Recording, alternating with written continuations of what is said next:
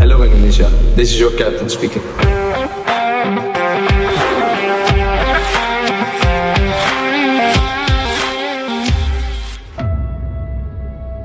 Jika ada satu pertandingan yang akan menentukan arah takdir timnas Indonesia menuju Piala Dunia, maka tanpa ragu, kita akan menjawab pertandingan itu adalah pertandingan antara timnas Indonesia melawan timnas China.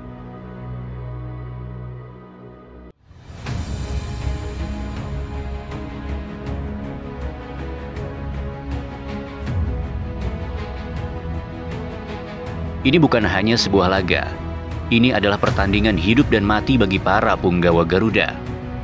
Jangankan kekalahan, bahkan hasil imbang pun bisa menjadi mimpi buruk.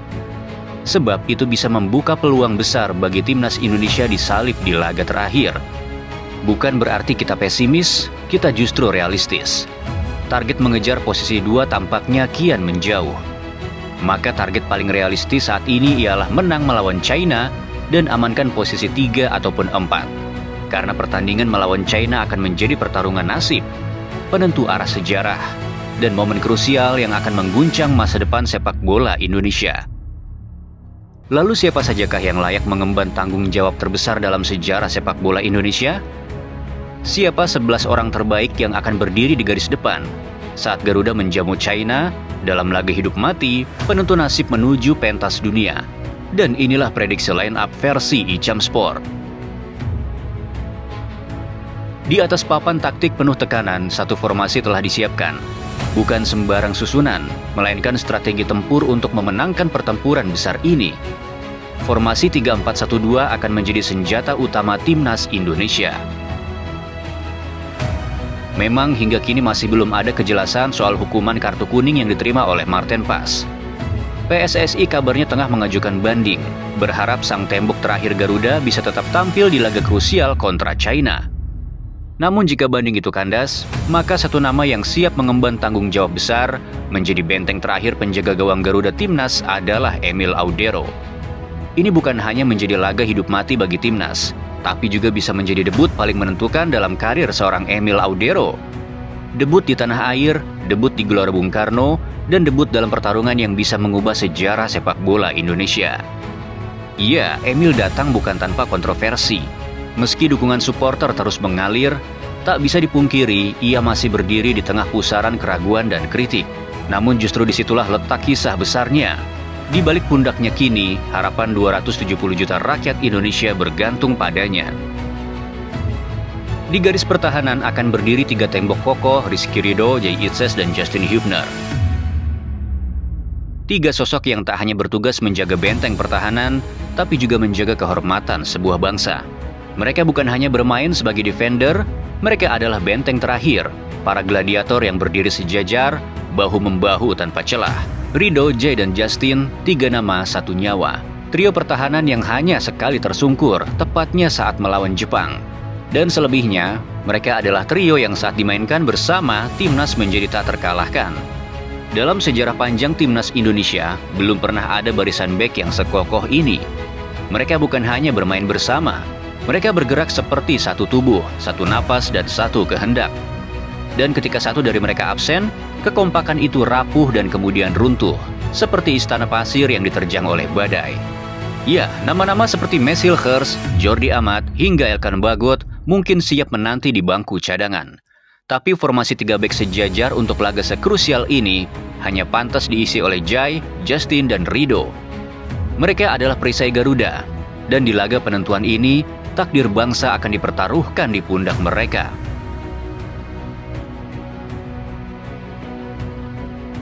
Di posisi bek kiri dan kanan timnas akan ada nama Kelvin Verdong dan Kevin Dix. Saat kita menoleh ke sisi lapangan, 2 sosok inilah yang bisa menjadi pembeda antara kemenangan dan kehancuran. Duet Kevin Dix dan Kelvin Verdong, duet yang saat ini bisa disebut sebagai kombinasi terbaik yang dimiliki oleh timnas Indonesia di sektor sayap pertahanan. Khusus nama Kelvin Verdong, kita semua tahu ia bukan pemain biasa. Ia adalah senjata yang tajam ketika ditempatkan di tempat yang tepat, yaitu bermain sebagai fullback kiri. Namun sayangnya, 2 kali sudah kita menyaksikan Verdong dipaksa bermain di posisi yang bukan habitat aslinya, yaitu left center back atau LCB. Yang pertama melawan China dan yang kedua melawan Australia. Dua pertandingan mengubah posisi Verdonk, dan yang terjadi dua kekalahan yang menghancurkan timnas Indonesia. Bukan karena Verdonk tampil buruk, tapi karena ia terbelenggu. Seorang Verdonk yang biasa berlari menyisir sisi kiri, saat ia menjadi left center back, ia harus menahan diri. Bukan karena takut, tapi karena ia tahu ketika seorang center back maju meninggalkan posnya, maka celah yang ditinggalkan adalah undangan maut bagi lawan. Ia tak bisa sebebas biasanya. Ia tak bisa menusuk ke depan, dan ia tak bisa menjadi senjata rahasia bagi timnas. Namun saat Verdonk kembali ke habitat aslinya di sisi kiri pertahanan, segalanya berubah. Ia bukan hanya kuat dalam bertahan, ia pun mampu menyerang, meneror, dan menciptakan ruang untuk menyuplai peluang. Dan saat ia terlambat turun, 3 bek sejajar di belakangnya siap menopang dan menutup ruang yang Verdonk tinggalkan. Sebuah sistem yang membuatnya bisa bermain tanpa beban. Dan ketika Verdonk bermain tanpa beban, maka Verdonk adalah mimpi buruk bagi lawan.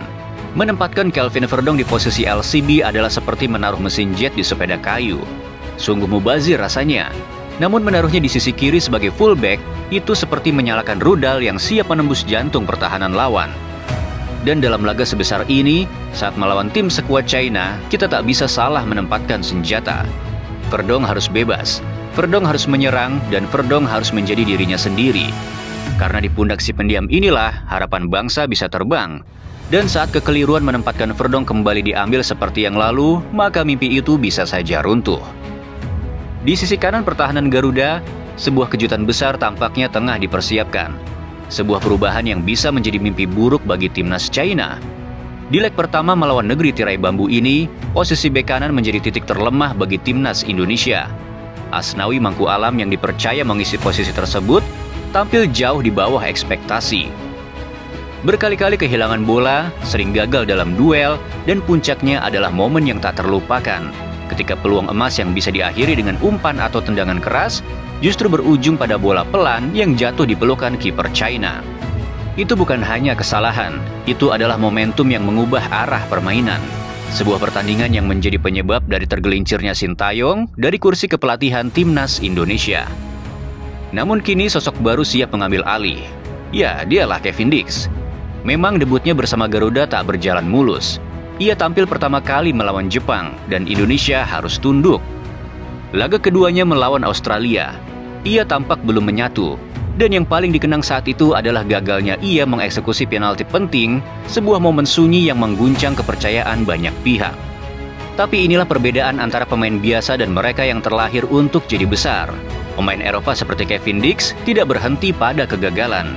Mereka menganalisa, memperbaiki hingga akhirnya bangkit. Dan pada pertandingan ketiganya saat melawan Bahrain, Kevin menjawab semua keraguan dengan aksi yang mengagumkan. Ia menjelma menjadi benteng kokoh di sisi kanan, memenangkan duel demi duel, menggagalkan serangan demi serangan. Dan bukan hanya bertahan, Kevin juga menjadi motor serangan, melepaskan umpan-umpan tajam, menusuk jauh ke pertahanan lawan, dan membuka ruang bagi lini depan. Kini bersama Kelvin Verdonk di kiri dan Kevin Dix di kanan, timnas Indonesia memiliki dua sayap pertahanan yang tak hanya kokoh saat bertahan, tapi juga tajam saat menyerang. Dua pedang di ujung sayap Garuda, dua energi yang bisa mengubah sisi lapangan menjadi arena kehancuran bagi lawan. Dan duet ini, duet antara Kevin dan Verdonk, bukan hanya sebagai pengisi posisi. Mereka adalah roh dari keseimbangan timnas Indonesia. Dalam menyerang, mereka menciptakan teror. Dalam bertahan, mereka seperti menyegel gerbang terakhir. Dan dalam pertandingan hidup mati ini, mereka bisa menjadi pembeda antara gugur atau terbang ke langit menuju mimpi Piala Dunia.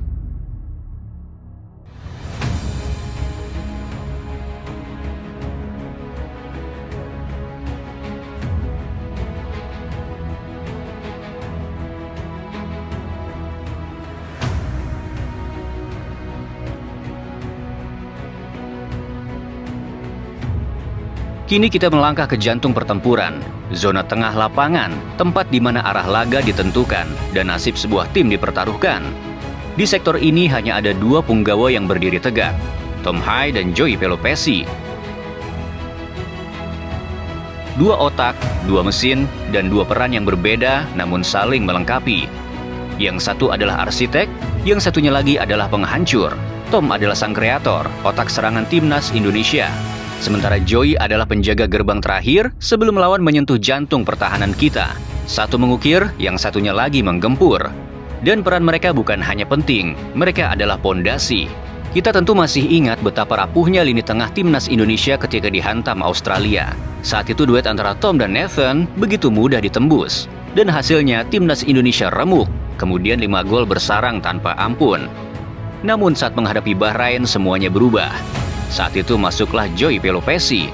Dan malam itu, lini tengah kita yang semula mati, kemudian seperti berhasil terlahir kembali.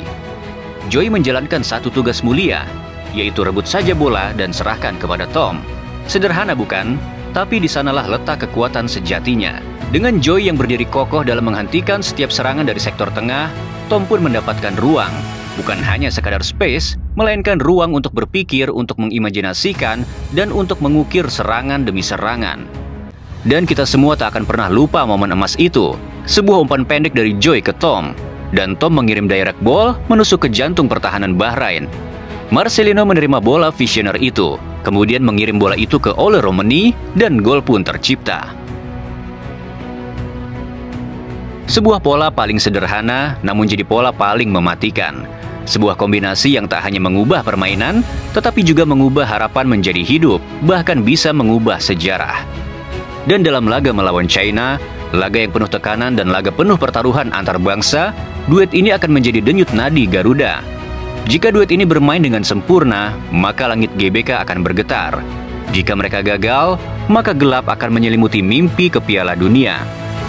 Namun malam itu kita percaya, Joy akan menjadi palu, dan Tom akan menjadi kuas. Dan kita pun tak akan berhenti untuk meyakini jika mereka akan menuliskan cerita kemenangan untuk bangsa ini.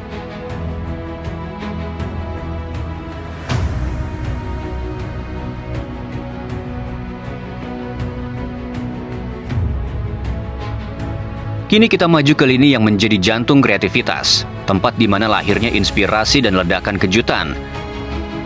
Di posisi attacking midfielder, hanya satu nama yang pantas berdiri di sana, Marcelino Ferdinand, pemain muda yang sejak era Sintayong hingga Patrick Kluivert, posisinya tak tergoyahkan dari daftar utama.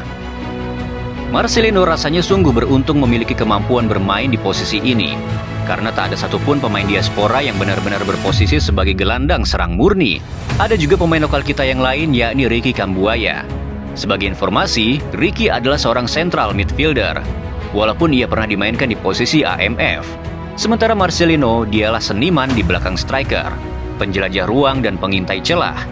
Ia punya insting, ia punya timing, ia tahu kapan harus muncul dari balik bayangan pertahanan lawan dan kapan menusuk dari lini kedua. Berkali-kali ia muncul di posisi yang tak terkawal. Berkali-kali pula ia menjadi pembuka jalan bagi gol-gol Garuda. Namun seperti cahaya, kadang ia terlalu menyilaukan. Ia disorot karena seringkali terlalu percaya diri, memaksakan penyelesaian sendiri, dan enggan berbagi saat ada peluang lebih besar untuk mencetak gol lewat rekan setimnya. Tetapi inilah panggung penebusan. Laga melawan China adalah final yang datang terlalu awal. Satu gol bisa jadi pembuka gerbang ke Piala Dunia. Satu kesalahan bisa jadi akhir dari segalanya. Marcelino harus memadukan nyala api di dadanya dengan kebijaksanaan di kepalanya. Bermain bukan hanya dengan bakat, tapi juga dengan kecerdasan. Karena di pertandingan ini, setiap umpan, setiap keputusan, dan setiap langkah bisa menjadi pembeda antara sejarah dan penyesalan. Dan kita percaya, di malam penuh tekanan di Gelora Bung Karno, Marcelino tidak akan runtuh. Ia akan berdiri, ia akan menciptakan, dan ia menjadi pembeda. Karena di balik tubuh mudanya, ada jiwa besar yang siap mengukir takdir, yakni takdir untuk mengantarkan Garuda ke gerbang dunia. Dan di garis depan, di jantung pertahanan terakhir musuh, akan berdiri dua ujung tombak Garuda. Dua nama yang kini mulai menjadi mimpi buruk bagi setiap lawan yang mencoba menahan laju Garuda. Ragnar Oratmangun dan Ole Romani. Dua pemain yang bukan hanya menjadi penyerang, tapi simbol dari karakter baru timnas Indonesia. Karakter yang tangguh, tak kenal lelah, dan siap bertempur dari peluit pertama hingga detik terakhir. Inilah duet yang mewujudkan filosofi Catenaccio versi Nusantara. Ketika timnas diserang habis-habisan, saat semua pemain dipaksa mundur, Ragnar dan Ole seperti menjadi dua titik cahaya di ujung terowongan. Saat timnas tertekan dan bertahan, mereka pun ikut bertahan. Mereka menjemput bola dari bawah, menari di antar tekanan lawan, lalu meledak dalam kecepatan yang tak terkejar. Serangan berbahaya Garuda dimulai dari kaki mereka dan berakhir di jantung pertahanan musuh. Ragnar mungkin tak banyak mencetak gol, baru 2 gol dari 10 penampilannya untuk timnas Indonesia. Namun nilainya jauh lebih dari sekadar angka. Ia adalah penjaga ritme dan pemicu tekanan, pejuang tanpa lelah yang mampu menutup celah, menekan lawan, dan kembali menyerang seolah memiliki paru-paru dari baja. Ragnar adalah simbol kerja keras, simbol dari timnas yang tak hanya bermain, tapi berperang di setiap jengkal lapangan. Namun sepak bola butuh lebih dari sekadar kerja keras. Timnas juga butuh finisher berdarah dingin. Dan disinilah Ole Romani menjelma sebagai peluru emas. Baru 2 kali bermain untuk timnas, 2 gol sudah ia lesatkan. 1 peluang cukup, 1 ruang kecil pun cukup, dan Ole menjadikannya seperti senjata pemusnah.